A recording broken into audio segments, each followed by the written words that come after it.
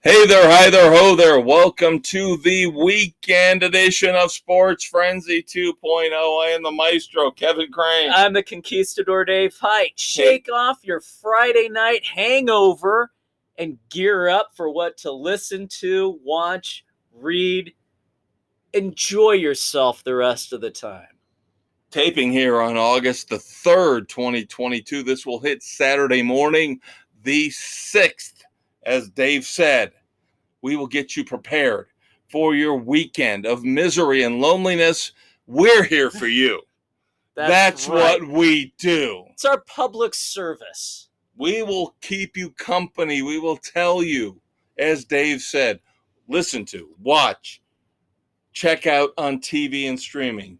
Go out to the movie theater. Get out there. Go to your local library. Get a book. Self-serving bullshit. No. Bastard.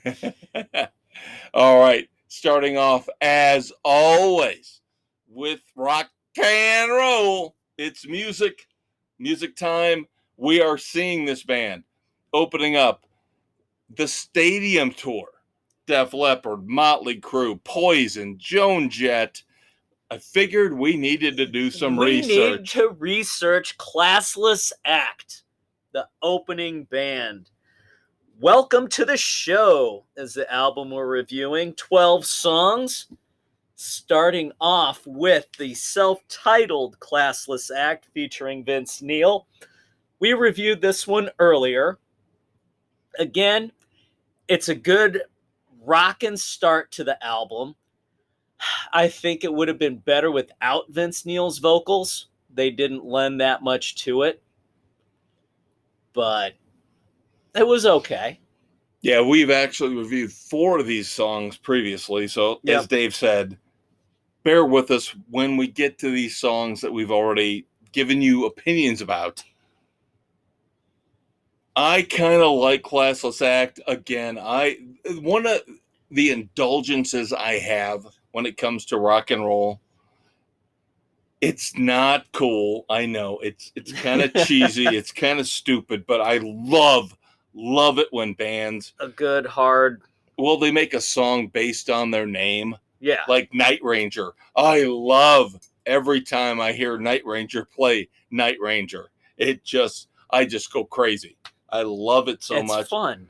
Classless Act by Classless Act is pretty cool.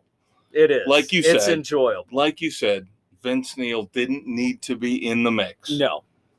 But this is just a messy, nasty, down full-on rock and roll. Yep, yeah. I like this song a lot.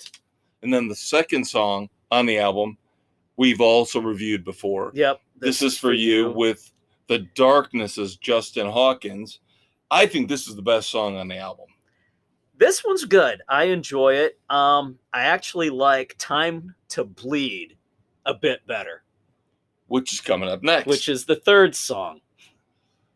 Boy, you and I are going to have problems. You like this song? I like Time to Bleed. I didn't like this at all. No. There you go. No. I thought the guitar riff was good. I thought the chorus was weak. It got a little better as I listened to the album more. The more I listened to it, the better it got. I was meh on it at first, and then it kind of grew on me. So then we move on to song 4. I think this will be the one that decides how we feel about the album. On My Phone. Are they trying to be pop or rock with this one? That is the question. I didn't like this one at all. Worst song on the album. Worst song. It's in the running. Close. It's in the running for worst song on the album. Yes. This is the one where I went, okay, now I'm kind of fading out. I don't like this album as much as I thought I would. Yeah. All That We Are, track 5, not bad. Not bad. It kind of rebounds a little bit. Yep. And then you kind of stay with Made in Hell. It wasn't strong. No, it was it was meh. No. I didn't hate it. No. It was meh. Made in Hell is awful. Made in Hell is awful. It was Made in Hell. It's a terrible song. There's nothing about it that's alike. I don't understand why. Oh, Jesus. It was meh. Yeah. No, it was beyond meh. There you go. Then you go Storm Before the Calm. Okay. It was all right. It was better. A little bit better. A little bit better. Haunting Love. This one I enjoyed. Oh my God, David! I kind of like this one. David! What's wrong with it? You Oh music my God. snob bastard. I think this album is going to tear Dave and I apart. This album is going to tear Dave Probably and I apart. because I'm sure you like Oh Walking my Contradiction. God! I loved Walking Contradiction. Oh my Walking God, that Contradiction sucked. was one of the best songs on the album. No, it was one of the weaker ones. Oh, it was great. No, it Great. wasn't. Top 5. No. At least- No. Haunting Love sucked balls. Oh my God. Walking Are you Contradiction kidding me? blew goats. How'd you feel about Give It To Me, song 10? It was all right. It was okay. This is why we do this podcast, kids. This is the kind of moment where you should be tuning in, where Dave and I go toe-to-toe and we don't agree on jack crap when it comes to and we're an going album. around in circles, which you probably loved. No, I hated Circles. I hated Circles. All right, we can agree on that one. What about the final song, Thoughts from a Dying Man? It should have died on the cutting room All right. floor. So we agree at the end. The album sucks at the end. Yes, it All right. does. But we're all over in between. Oh my God, Dave! What's wrong with you? What's wrong with you? I don't understand what you're listening to. Did we listen to the same album? Probably not, obviously. This sounded like a bad Dirty Honey album. Lead singer trying to be a little bit like Axl Rose or Jack Russell from Great White. It was all over the place in a lot of respects. They were trying to do some goofy things. The thing that shocked me is that I like the songs you hate, and you like the songs that I hate. Go figure. All I say, the first two are my top 2. Oh, yeah. I think the album starts out fantastically with Classless Act, This Is For You, and then it goes all downhill from there. But of course... With some stuff in between, but... Overall, 2 frenzies. 2 frenzies. Yeah. For different reasons. For different songs. Wow. We go. Wow. Some of these songs that you liked... I can't believe you like some of this crap. Which is why music is for everybody. Everybody's tastes are different. And that's why we do this. Because it's fun. It is. It's fun. To make fun of each other's musical tastes. Even though I'm right. There's no way in hell you're right on this. But that's what makes it fun. We've got one song we're reviewing this week, and then we have got a crap ton of songs for next week. We do. But our one new song to review this week is Ozzy Osbourne with his old bandmate from Black Sabbath, Tony Iommi. Yep. Degradation Rules. This was definitely better than Patient Number 9. By a landslide. Although it didn't take much to be better than Patient Number 9. I think everything a Classless Act was better than Patient Number 9. But I don't know. With the lyrics, it kind of harkened back to some Jethro Tull lyrics. Kind of the whole sex stuff. Well, here's the thing. I don't think Ozzy understands that Billy Joel got us with the masturbation line. So we go back to Captain Jack. Right. Billy Joel was the first one who got masturbation out there. Okay, shocking. Oh my God, masturbation. It's not shocking anymore. No, Sammy Hagar ran it in there as well. So the fact you're throwing the word masturbation out there because it rhymes with degradation does not shock us. No, because let's face it, as Green Day said, when masturbation's lost its fun, you're fucking lazy. So this was, I agree with you, a little bit better than Patient Number 9. But this still, we talked about last week. We talked about the second single. The second single has got to sell the album. The second single has got to sell the album. And this one is not selling the album. And I'm worried now because I'm agreeing with you. It does not sell the album. No. This is another 2. I don't know if I'm going that low. I go 2.5. It's still okay. I'm borderline 2.5. It's just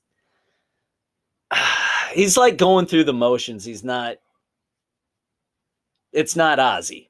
I just want to note for the record, he was doing a masturbation motion while he was saying that. You know you were! I'm bouncing my pen on the floor. That's what she said! Never mind. I'm just not optimistic about this album now. I'm not either. It scares me.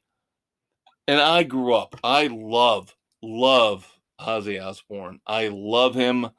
I remember when a neighbor of mine brought over the cassette of Blizzard of Oz and we listened to it.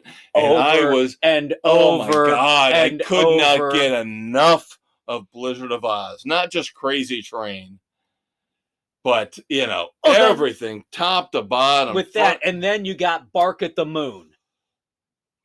Another solid album. Diary of a Madman. I mean, come on. And now this is the kind of stuff that leads us to believe that these old school rockers have lost their touch.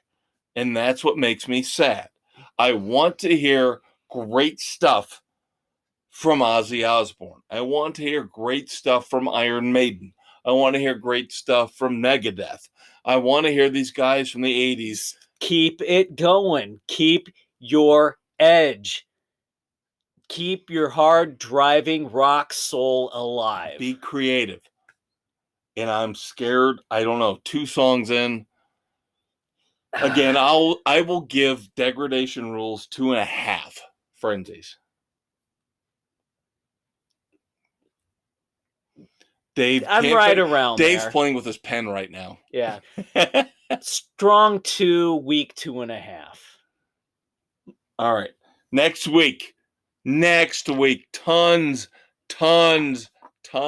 of new music. We got Jack White's second album of the year already. Entering Heaven Alive. I will be interested to see Dave's reaction to this. This is mellow. This is a little bit more acoustic. I'll be interested to see my reaction to this one. I have faith in the Conquistador. I know he is not a music snob. Oh, I am. Self-admitted. We're not listening to rap music here, buddy.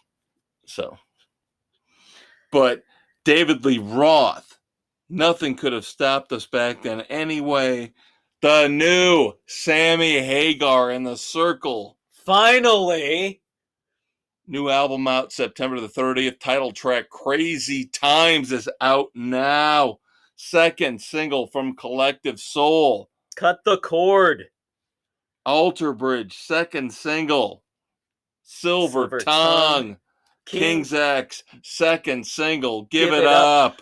Second singles here, kids. These are going to make it or break it for us. That's what we're talking about here with Ozzy. So far, it's breaking it. Ugh. One little tidbit of rock and roll music news before we move on to movies and TV and streaming.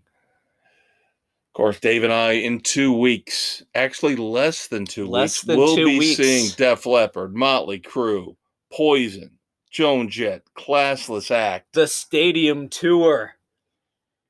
Vince Neil actually got to perform at the Grand Ole Opry the other night. Were they doing a sound check? He got to perform Home Sweet Home. Really? At the Grand Ole Opry. Yep. Were people there? Jesus, you are so... You people think I'm a bastard. Listen to what he's been throwing out here this segment. I was willing to give the guy a break.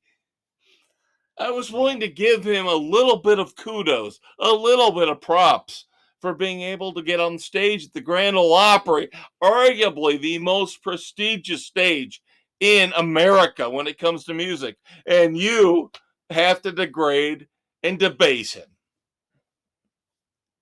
Yeah, of what we've heard of him of late. Just wonder how many tickets to the stadium tour did he have to give out to get up there? Good for him for having the opportunity. It's a rock solid moment. It's memorable. It is the iconic stage to perform on. I don't know how to feel about you right now. You just... Hey, let's just thank the stars Slash is okay after he got attacked by a fan on stage running at him. Well, we don't have to see Slash. That's I know. the thing. We did that already. But more music news there. And I would like to see him again. I would like to see him with Miles Kennedy. Yes. Yeah. Now here, kids. We're gonna do we've got time left, so we're gonna do a psychological moment here. Okay. If Alter Bridge plays around here, will you go see them? Yeah. You will. I will. You will. I will. All right. I enjoyed them when we saw them a couple years ago. All right, but I didn't know if you went to see Skillet or Alter Bridge. I went for both. Because you know how much I love Alter Bridge. I think know. They're the be-all, end-all. We went awesome. to take my youngest to see Skillet. I know. And Nick appreciated Alter Bridge as well.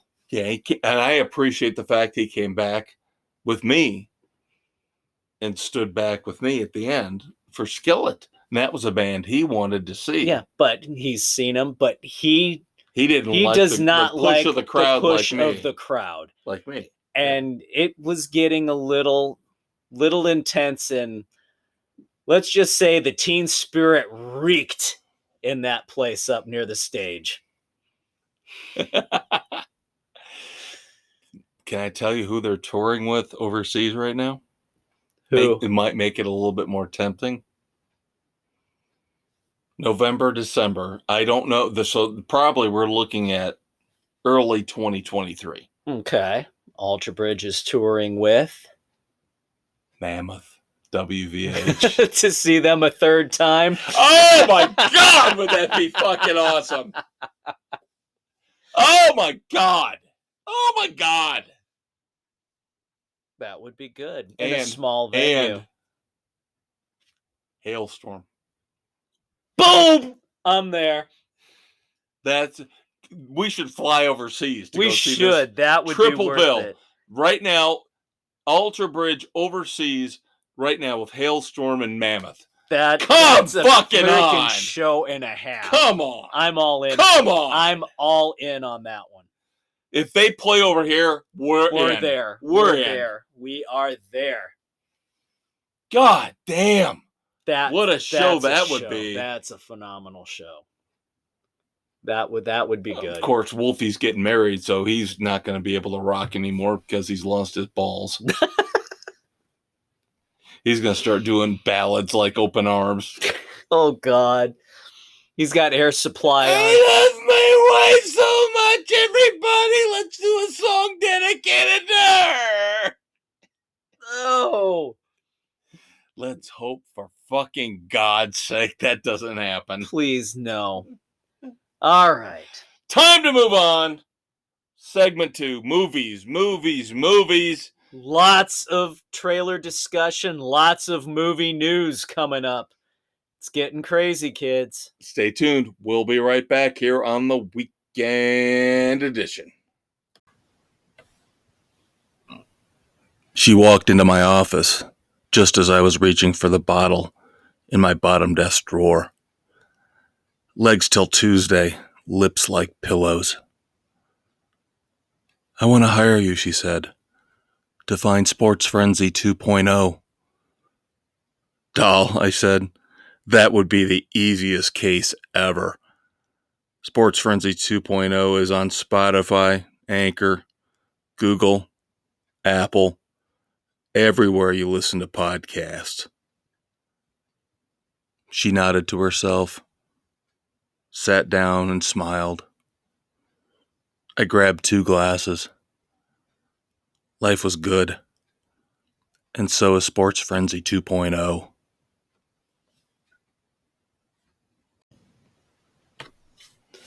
All right, kids, welcome back to the grand, glorious weekend edition of Sports Frenzy 2.0.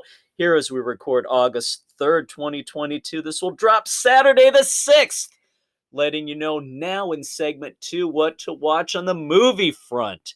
I'm the Conquistador, Dave Height.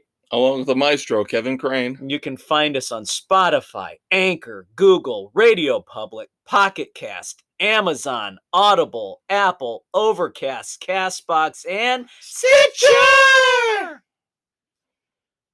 All right. A lot of movie news coming down this week. I've actually trailers. Yep, and I have caught up to a point with the Marvel stuff. I have not seen Thor Love and Thunder yet. I don't think you have either. No, I'm waiting for that one. That one I cannot pull the trigger to go to the theater for. But I finally saw Doctor Strange in the Multiverse of Madness. Number one, I want to give props to my man, my best friend, my brother from another mother, the Conquistador, because he did not spoil this for me. I got halfway through this, and all of a sudden I went, "What the fuck? What the fuck? What the fuck? What the fuck?" When the Illuminati, and I'm not going to spoil it for you, kid. I know it just came out on video a week and a half ago, so I'm not that kind of guy. But when the Illuminati in the alternate dimension, the alternate multiverse, because up until that point, the first hour is a slow slog. It is really boring. It's a tough buildup. Once you get to the point where they introduce the Illuminati, then it's awesome. It's game on. Fucking awesome. I mean, it is fantastic. You have got stuff that's alluding to things coming in the future in the Marvelverse. You have got characters that you didn't expect to see.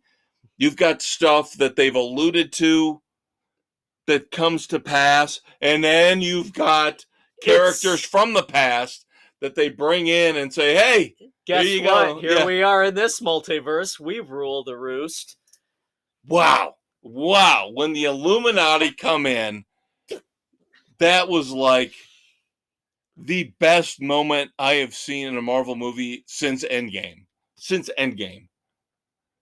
Yeah, it was pretty spectacular. Better than anything from Black Widow. Better than anything from the Eternals or Shang-Chi. Yeah, this was an epic scene. Now, of course, Sam Raimi has the reins here, so people say, "Oh, it's a horror movie." It's not a horror movie per se. No, it's darker. But that's what this story needed, was the dark side. And he brought it beautifully to life. Yeah. you have to admit, and maybe Benedict Cumberbatch is the last one, but Marvel has done such a great job of casting these classic characters, going all the way back to Iron Man, the first one, with Robert Downey Jr. Can you really see anybody else playing Tony Stark but Robert Downey Jr.? Can you see anybody else playing Captain America but Chris Evans? No. Can you see anybody else playing Thor but Hemsworth? Oh, no. There was the pause! The dramatic pause. Hawk. Reacher. Potential. Oh, no. But Marvel has done, and Benedict Cumberbatch is so perfect. He is. As Doctor Strange. He is the best possible Doctor Strange, and that's why I get upset when they talk about, oh, we're going to find somebody else to play Wolverine instead of Hugh Jackman. No! Leave it alone! Leave it alone! Just stop. Leave it alone! Don't do any more. Just stop. You have got to learn when to let things go. Leave it alone!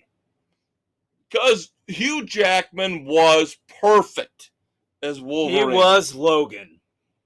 Now, again, not going to spoil things for the kids out there because I actually care about keeping you in suspense.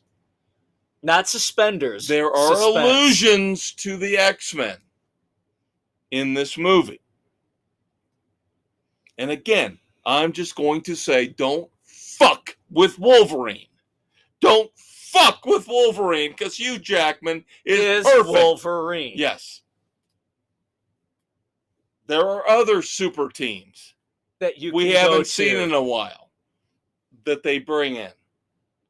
I don't know how I feel about what they've done. Stretching the imagination. You are such a dick. Come on. Nobody's going to get that. Actually, very cool. Very smart. Very smart. I don't like it. I'll put it that way. I don't like it. You're not a fan of the actor to begin with. I don't mind the actor, but I don't think... I like the old version of the actor we're talking about. I had no problem with the original character. Again, we're trying to redo something again and again and again. And they don't know what they're doing. There you go. That's the one team that they can't get right. No, they can't. They always for some reason. Even though that should be one next to the Avengers, the one team, I would say even ahead of the X-Men, that they should be able to do, and that should be the benchmark team for Marvel. And they can't get it right. They fuck it up all the time. Yeah. That being said, as Dave and I go on our tangent, as we always do, you take the first hour out. The setup. The second hour is phenomenal. I loved Doctor Strange in the Multiverse of Madness from like the 1 hour point on. It gets goofy, it gets crazy, it gets weird, it's intense, it's fun. I think I'm going to agree with you overall because you saw it in the theater. Yep. And as I recall, you gave it a 3. I did. I will give it a 3 frenzies as well. Because I can't forgive it for the slow slog of a build-up. It was hard to get through that part. But once you get through that, the second half is fantastic. Yeah, it's like an hour-long climb to the top of the roller coaster. And once you hit that point, boom, it's an adrenaline rush. Yeah. And I will say this. Don't worry about the after credit scenes because the one that you get, it's not worth. Yeah, that's one for the newer Marvel fans, not for the old school people. It didn't do anything for here we go. Here's our next adventure. Yeah. Eh. There you go. Yep. Very solid 3, though. I would say this was the best of the Marvel movies so far since Endgame. Yes. There we go. I picked up a movie on Netflix the other night, Interceptor, written and directed by Matthew Riley, an author that I enjoy. He writes the far-fetched adventure novels. He did the Great Zoo of China about the dragons, the Jack West Jr. series, starting with the 7 Deadly Wonders, and coming out, I think, in the next week is the final one, Impossible Labyrinth, to tie the series up that I'm waiting on in anticipation. So I saw Riley attached to this. I'm like, let's give it a shot. Produced by Chris Hemsworth, who's got a bizarre cameo role in this one. But, yeah, Elsa Pataki, she's pretty. She stars as Army Captain J.J. Collins, who's trying to defend SBX-1, the one of 2 Interceptor missile sites that the U.S. has to defend against nuclear missile attacks from Russia. Terrorists have taken 16 portable missile launchers and took out the one interceptor base in Alaska and are trying to take out the one based at sea. This is a classic 80s action, and instead of Schwarzenegger, you have Pataki. The storyline and premise are great. The acting is meh. The execution is okay. It was entertaining. Thankfully, it was only not even an hour and 40 minutes. If it was any longer, I would have bailed on it. But it was intriguing. Did I mention Pataki's pretty? I'm going to have to look her up. But Interceptor, I'll give it a 2. Like I said, the premise was good, but the execution did not get pulled off well. Riley should stick with writing and not directing. Well, I've told you kids all about my complaints with Netflix.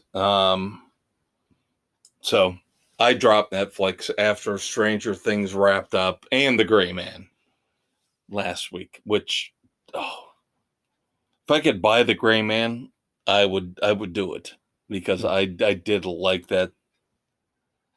Not great, but just it was fun. It's like I've got all my old Steven Seagal DVDs. They're not. Nobody's ever going to say Out for Justice is supposed to win an Academy Award, but it's a damn good movie. Exactly. That's how I feel about The Gray Man.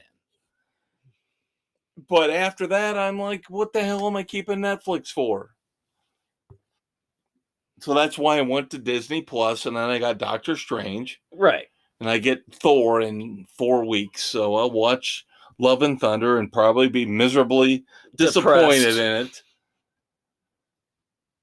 But I did like Doctor Strange. It was really good. It was entertaining. Again, I can't give it more than 3, but it was a strong 3. Yeah. It was a good movie. Yeah. It just, oh my God, the checkbox shit just pisses me off. I know. Oh. All right, so I warned you about that. I know you did. All right, kids, we are going to do a book review right now because. Oh, we want to do that before the trailers? Yes. Okay. Yep. I want to give us ample time so we can bleed over if we need to. All right. Going to do a book review because this is my favorite author, and I don't want to speak for Dave. He's one of the greatest authors of this century, the last 100 years. This is a guy that I kind of nudged Dave into reading, and I've dived in with both feet, wholehearted. The guy is a master writer. 2-time Edgar Award winner, which is the most prestigious award you can win for mysteries and thrillers. He's won it not once, but twice. It's kind of like the Oscars for mystery writers. If you win it twice, it's like Meryl Streep or Tom Hanks in the Oscars, right. basically. So the latest book from James Lee Burke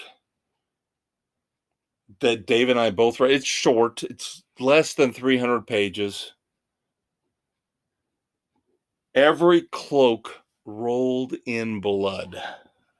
Yes, a very melodramatic title, but that's what you get a lot of the time from James Lee Burke. Now, most of the time, Dave and I, we pine for his Robichaux series. Yep, Dave Robichaux, New Iberia detective, formerly of New Orleans PD, recovering alcoholic, along with his former partner and his best friend, Clete Purcell, the Bobbsey twins from Homicide. And Dave and I always kind of joke that we're the Bobbsey twins because we have that link with how fantastic Burke's writing is, and we both love it. Now, he does go off on a tangent every now and then, and he has been on a tangent the last couple years with the Holland/Broussard family. Yeah. I will admit, for the first time ever, I did not read the last book.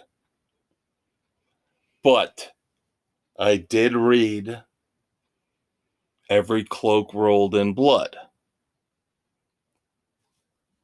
So Dave and I are going to review this book. It's very hard to read if you're a Burke fan for multiple reasons. I'm not saying it's the greatest book ever. Definitely not even close to his. It's not his best writing. It's not his best story per se, but it's personal. It feels like he is dealing with his own mortality. And the liner notes say that he's drawing on personal experience for this book. And if he did, God help him. I mean, there is a lot of heavy, heavy stuff in this book. Now, the problem I have with it is that the supernatural element gets a little bit much. That was my biggest complaint, is there's too much of the supernatural element. Now, that bleeds in to a lot of his books to some extent. And it bleeds into one of his greatest books. In the Electric Mist with Confederate Dead is one of the greatest Dave Robichaux books of all time. And Robichaux sees the Confederate soldiers in New Iberia. Yeah, in the mist along the bayou. He back then was able to weave that in to a more coherent, normal, mortal mystery. Yeah. Whereas here it seems like it overwhelms that storyline a little bit more. It's the main storyline of this book. Where any interaction the main character, Aaron Holland Broussard, has with anybody, they're touched by an interaction with old Indian spirits, old Confederate or Union soldier spirits. Soldiers or family members. The main character's visited often by his deceased daughter, who had a very rough go and died alone. And so, of course, And the father is taking that guilt upon himself. that he couldn't do more to have protected her and been there. So you kind of get the point. He takes on another kid as a surrogate per se. Yeah. Even though I don't know if the kid's worthy of his attention or his caring. Yeah. It's flawed humans trying to help other flawed humans. But the thing is, most of the characters in this book are so bad. They're scum. And so evil. They're vile, evil. The ones that actually are good pretty much die.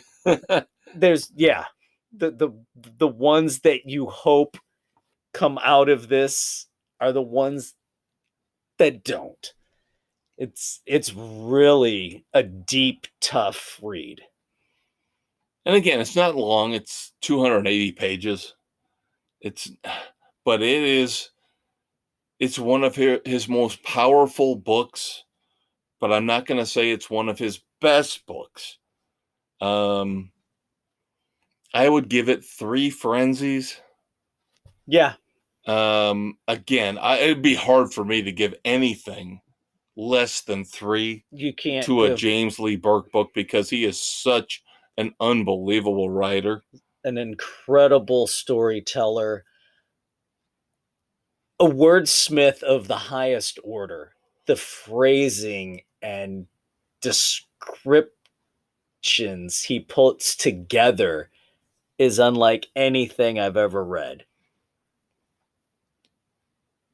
That's why I wanted to give this review more time, is just because anytime we're looking at a Burke book like this, I care about them so much. I care about his prose so much.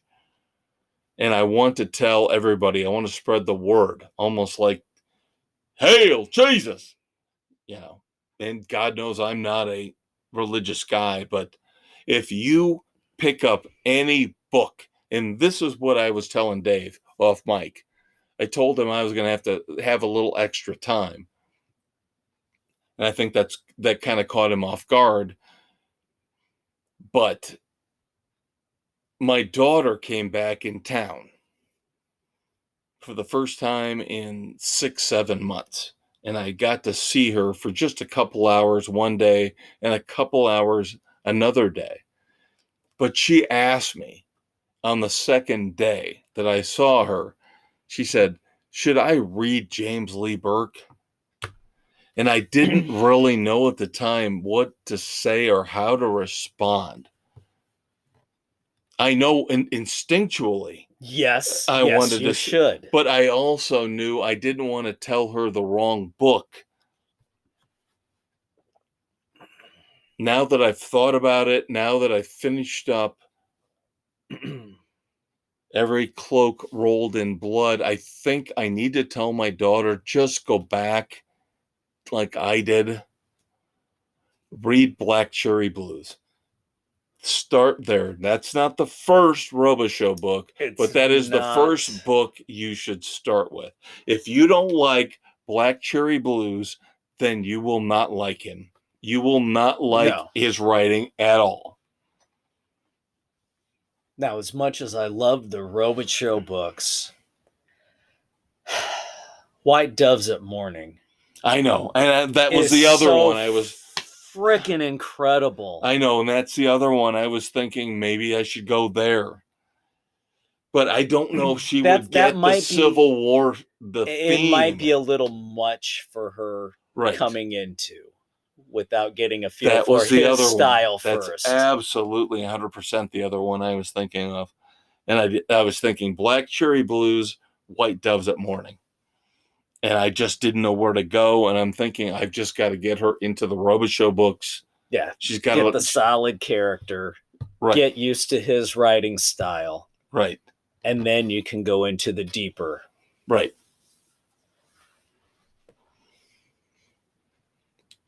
There you go, kids. That's why we do Literary Frenzy. Yep. That's why we review books for you, is because we need to tell you, get out there, get some books. My man, my brother from another mother, he works at the library. Go out there, get some books, read some of this stuff, check Give this them a stuff shot. out. It doesn't cost you a dime. Get a library card, go out, talk to my man. He will tell you. Anybody can give you at a library can tell you, if you give them something that you want to read, an author you like, a subject you want, ask them. They'll let you know where to go. We're all about creativity here. Doesn't matter if it's music, doesn't matter if it's movies, TV and streaming, books. We want to get you involved in the great stories that we love. Yep. And James Lee Burke is one of the greatest storytellers out there. All right, when we come back, Dave has got trailer news that we've got to discuss. We've got some movie news, things coming down the line, things that aren't coming down the line. And then, of course, a couple dumbasses and a couple moments of silence, unfortunately, as always. Yeah. So hang out for just a few more minutes with us on the weekend edition. We will be right back. Stuck in a no-win situation? Wife being held captive while your feet bleed? Take a second to decompress. Pull out your smartphone and listen to Sports Frenzy 2.0 on Spotify, Anchor, Google, Radio Public, Pocket Cast, Breaker, Apple, Overcast, and Castbox. And don't forget to check out their Facebook page. The Maestro and the Conquistador will take your mind off your dire predicament and give you the best non-PC sports commentary you'll find anywhere. And once you compose your exit strategy and take down some German terrorists, you'll want to yell, "Yippee-ki-yay, Sports Frenzy 2.0! All right, kids, welcome back. Segment 3 of Sports Frenzy 2.0, the weekend edition. I'm the Conquistador, Dave Height. I'm the Maestro, Kevin Crane. And after we had our book discussion, kind of a somber tone there with our favorite author, we're delving back into the movie front here. Got a couple trailers that we want to go through and some news that we want to hit. So, Black Panther, Wakanda Forever, getting ready to come out, dealing with the after effects of the death of the king, the Black Panther, and how dealing with the effects of the death of Chadwick Boseman too. Yeah, they worked that in there, and how the Wakanda has to defend itself yet again. I'm not sure how this is going to play out. The trailer did not do it any favors. It was just kind of schizophrenic and all over the board. You didn't know what to make of it. There was no cohesive piece to make you want to see it. Here's the problem with the Wakanda Forever trailer. And I will admit, I was not the biggest Black Panther fan. I loved the fact that they brought Black Panther in to the Marvel Universe. And Chadwick Boseman, perfect, absolutely perfect in the tragedy of him dying early from cancer. Just ruined everything. But when you have to sell this sequel on the fact that Namor, the Submariner, is going to be in it, then that tells me that you're not really making a sequel. You're trying to extend the franchise by using other characters that you really shouldn't. Right. If you were going to do this, there's like with Captain America, they should have worked in a succession plan for what's going to happen. And somebody else is going to pick up the mantle but that should have been more the focal point of the movie instead of the direction that they're taking it. Yeah, I applaud the success the first one had. I applaud Chadwick Boseman. Again, perfect. We talked about this earlier. Marvel has done an unbelievable job with who they have cast as these main characters, as these main heroes. But now you have been struck with real life tragedy. And now you've got to overcome it and figure out how to make it work without seeming like you're just trying to cash in. And I'm sorry, This feels seems like a cash in. You just because you put Namor in it doesn't make this a big hit movie. No. And maybe the second and third trailers that we see will get a better feel for the storyline, but it feels like they just threw something together to throw something out there. Agreed. And I think I've said over the last couple weeks on this podcast that I think Marvel is getting weaker in terms of what they're doing with the secondary characters. Now, what I saw from Doctor Strange gave me a little bit of juice, a little bit of life, not a ton, but a little. But I don't see how this is going to go for the next 2 or 3 years. Yeah. I just don't see it. If you're going to make Thor a joke, for the second time, if you're going to get rid of the Guardians, which I've heard, Guardians of the Galaxy are supposedly done after the next movie. You have no Captain America. Sorry, Falcon. Captain Marvel. Miss Marvel, whatever. You can have her. There's not that much out there to cheer for, to root for, to follow when it comes to the Marvel heroes, because Marvel is going to be a victim of their own success. They did such a great job over the first 20 films that now they're not going to be able to top it. No, it was such an epic conclusion. Perfect. Awesome. Epic. Where do you go? You can't. Now we're in the multiverse saga, supposedly, which is going to go through until 2024 with Kang the Conqueror coming in and Secret Wars coming in. Yeah. Multiverse is is the time travel stuff, and if you don't do it right, it's a complete disaster. Yes, and everybody who went out to see Spider-Man No Way Home, that was the one shot you had, and you pulled it off. Kudos. Great job with Sony pulling that off. Beautifully done. But you can't do it again. You just can't do it again. You can't keep it going. Multiverse of Madness with Doctor Strange worked in its own self-core, but trying to take it out, it's going to be really damn tough to pull. We will see. All right. The one that the boys and I would imagine you have been waiting for. Baba Yaga coming back. John Wick 4. Revenge flick. The trailer for Baba Yaga. Oh, John Wick 4. Sorry. Those of us who know him call him Baba Yaga. We see him in the bars, the nightclubs. We say, hey, Baba Yaga. Baba. Come on, man. We got a drink for you. No. John Wick 4. We've been waiting for it, and it looks good. It looks like what we expect to get.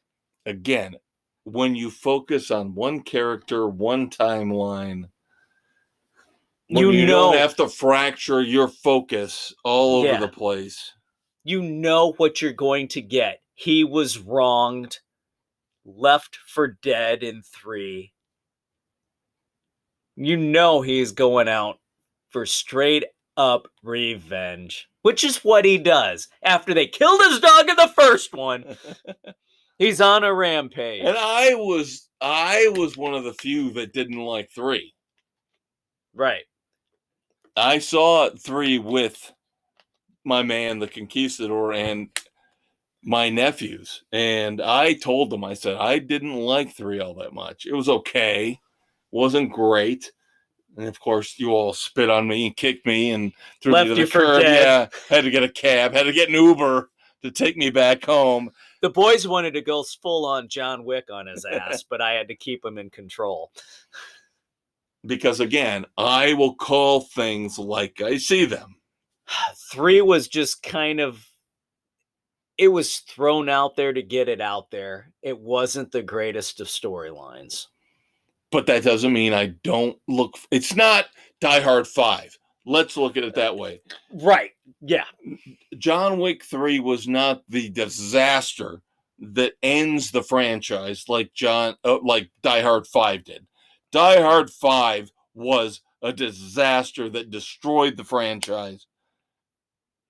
I'm going to Russia. My kid's in Russia. I'm going to save my kid in Russia.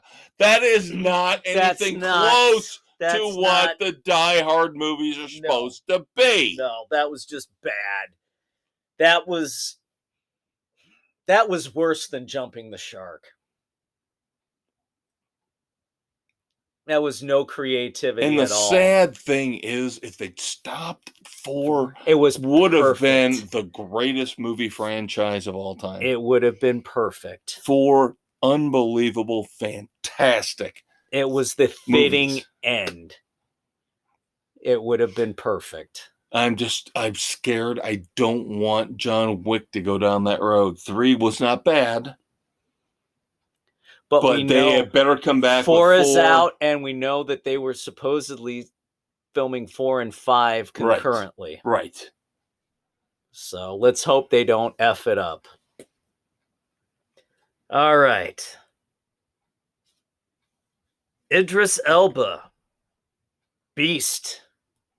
Looks very intriguing. Coming out in a couple weeks. Yes. Him and his family on a safari. His 2 daughters going back to Africa after the death of his wife and their mother, trying to reconnect to where he and his wife met, spent time. One of his closest friends is still over there, enjoying the scenery and the wildlife until a rampaging lion interferes with everything. And the fight for survival is on. This could go either way high or way low. Yeah. There's not going to be an in-between on this. And the problem I have with it is if it's released in mid-August, it could be... That tells me it's probably way low. Because most of the time... Early summer, Christmas... Hollywood loves to release the movies that they've spent a ton of money on, but they don't have a lot of faith on in August. Yeah. Bullet Train comes out this weekend. Yes. Brings that to mind. Yeah. I'm already seeing reviews about Bullet Train where they're saying, oh, this is a mess.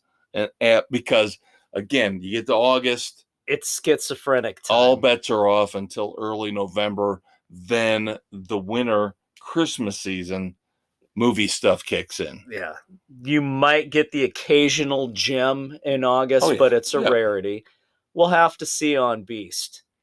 But speaking of money wasted, Batgirl, DC's big movie, Warner says no. We are not even putting it on HBO Max.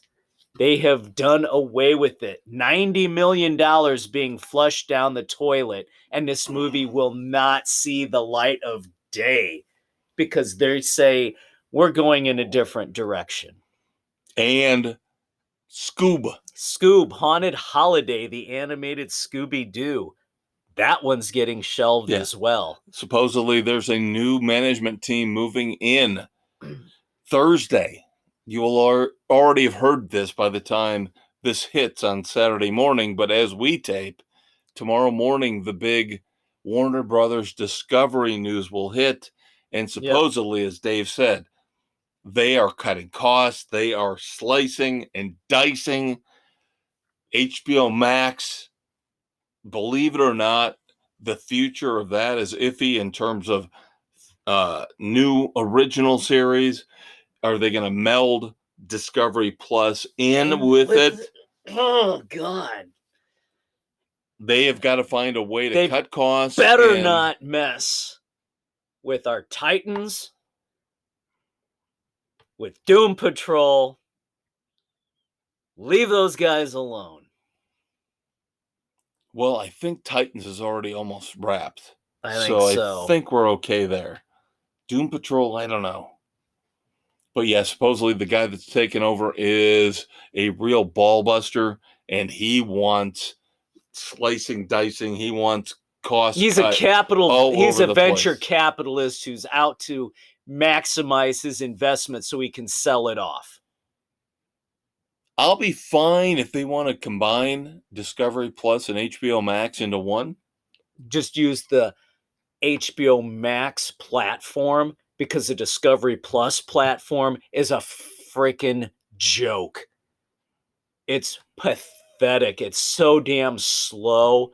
It doesn't load well half the time. HBO Max is boom, boom, boom. Yep. So you know what that means. They'll fuck it up. Yep, they'll go with the Discovery Plus platform, which is just as awful as Peacock's. You love Peaky Blinders. I've got to get ready here and watch the last season. Well, you got more than that to work on, because now supposedly a movie is in the works. Oh my. So, because of the success of the show on Netflix and BBC? Yep. Peaky Blinders will spawn a movie. Intriguing.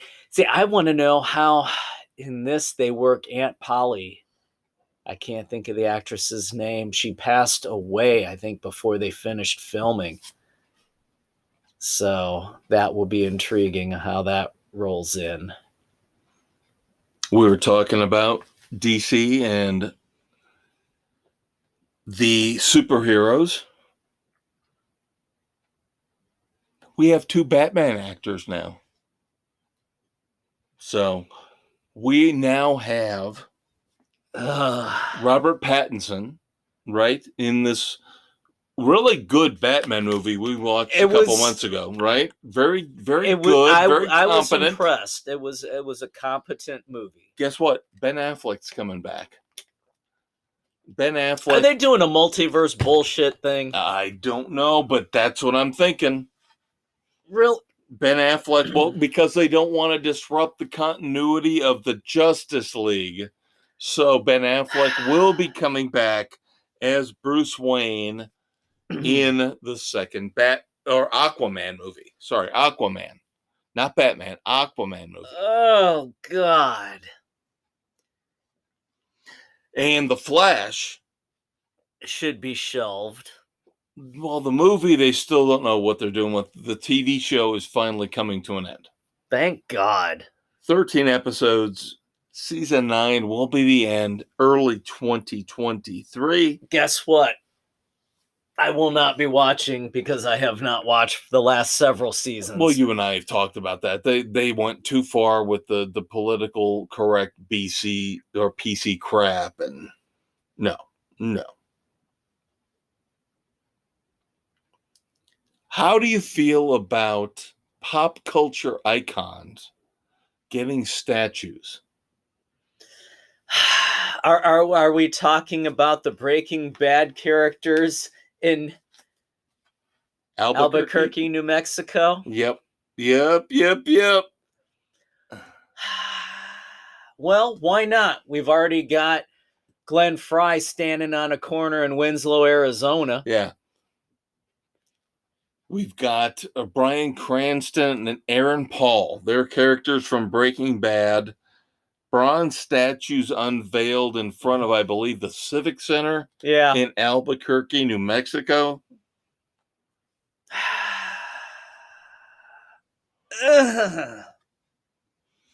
I guess you got nothing better to do in New Mexico than look at the Breaking Bad statues. Yeah, Albuquerque's got nothing going on. I mean, they haven't done anything since Bugs Bunny took a wrong turn there. How many times?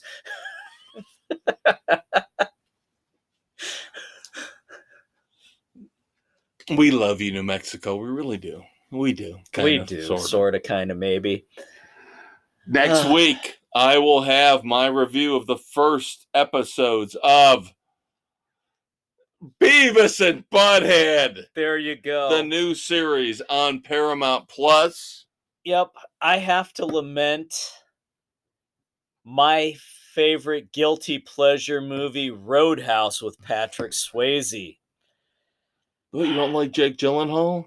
What? What? And you don't Conor McGregor doing their interpretation of the classic. No. You've got the bouncer who stumbles upon some mystery in Key West. Really? Leave well enough alone. If you want that storyline, come up with an original title. Don't bastardize the iconic film.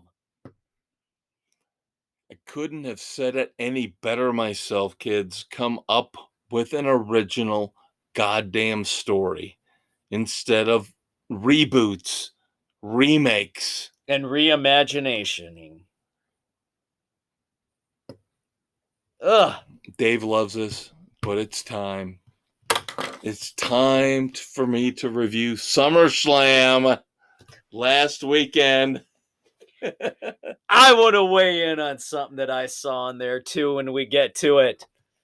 All right, SummerSlam, the pay-per-view, or the, as they call it now, premium live event, was pretty boring except for the final fight between Roman Reigns and Brock Lesnar. Brock Lesnar came out with a tractor. And I didn't think this would amount to much. Did he plow him? Here's the thing. He came out with a tractor with the backhoe. You know, the bucket's up there. So he pulls the bucket up, and he jumps off the bucket at the beginning of the match and starts fighting Roman Reigns. Yada, yada, yada. Then later on, he goes back into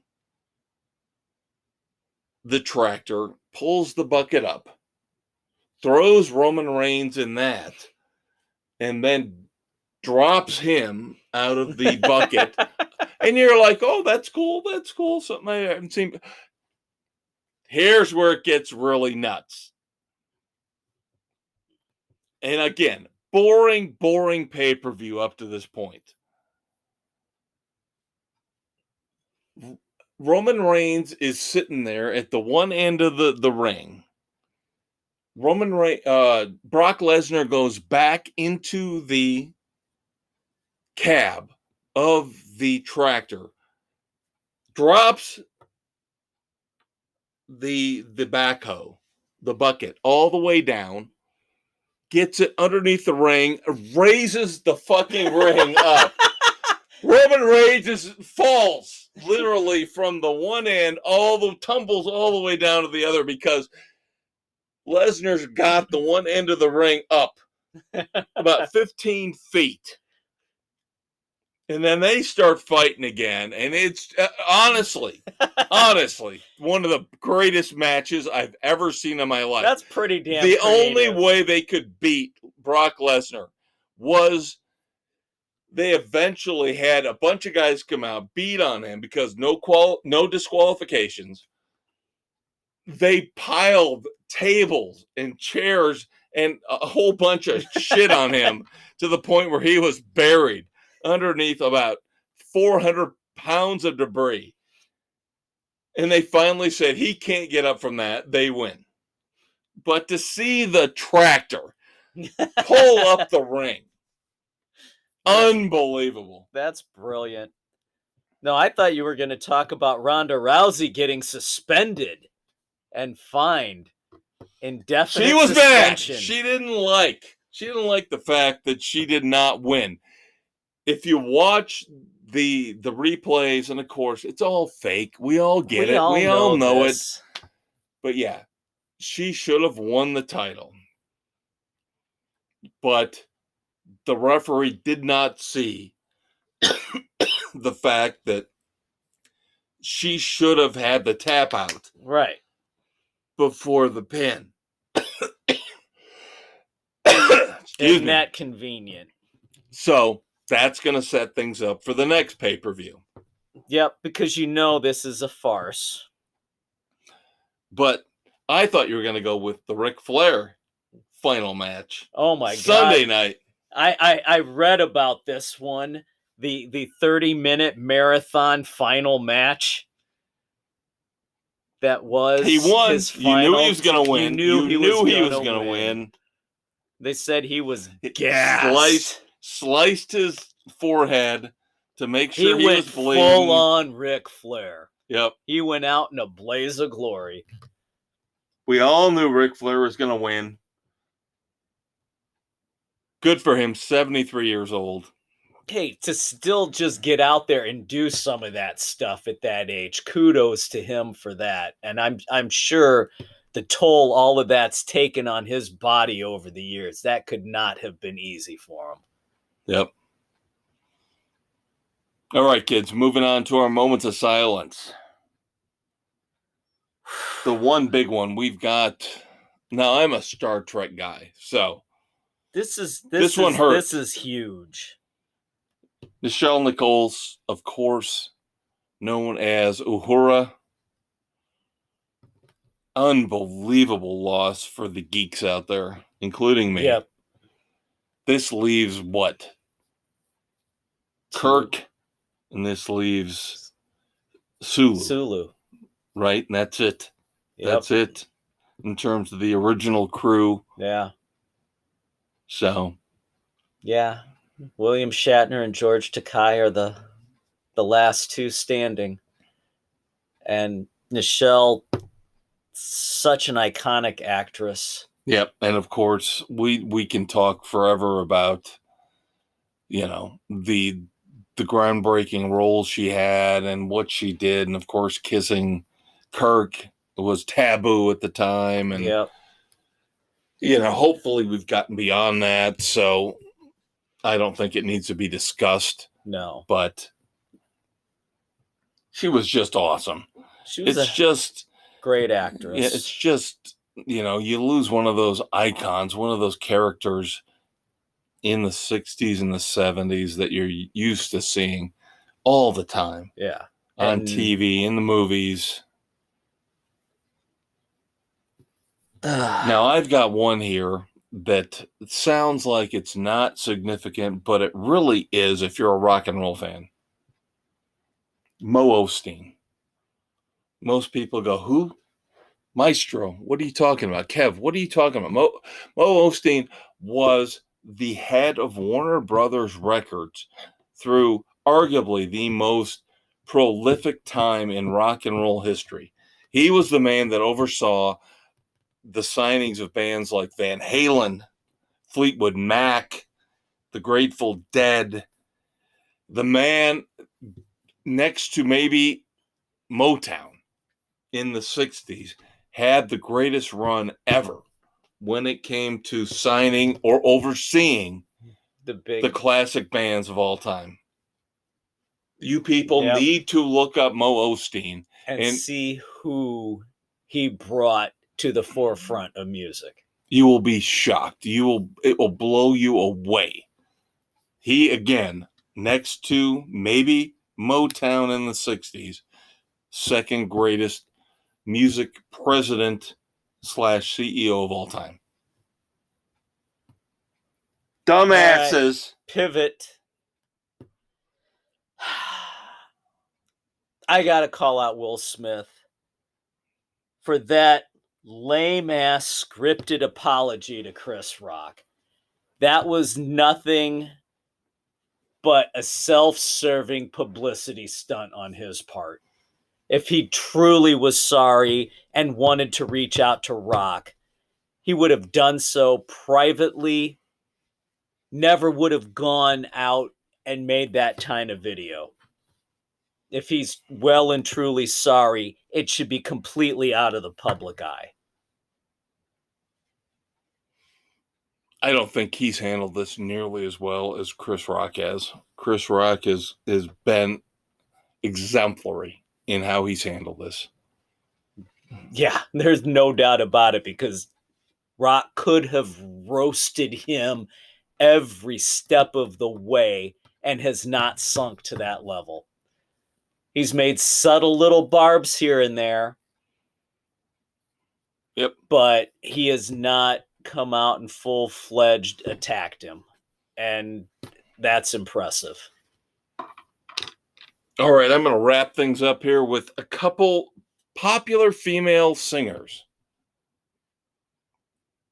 Number 1, Demi Lovato. Demi's fluid. Dave, did you know Demi's fluid? I heard something about that. Because remember, she doesn't know if she's a man, if she's a woman. It depends on what she wakes up that day. Well, she's fluid. So now she's come out and said she will accept if you call her she or her along with they and them. Because it's all about respect. You know, we have to respect her. Now we have to go to Beyonce. Beyonce not only has a song where she has 24 writers. Somebody called her out for Alien Superstar and said, why do you have 24 writers? Oh, by the way, that was Grammy Award-winning writer Diane Warren who said, how do you have 24 writers on a song? And everybody ripped her to shreds for calling out Beyonce. 24 writers for one song is freaking stupid. But of course, it's all about the sampling. And then, of course... That's such a spastic move. That's what I was going to wrap things up, because she used the word spaz in her song Heated. And they're worried about that and not all the sexually explicit stuff. People are morons. We're Sports Frenzy 2.0. Bye.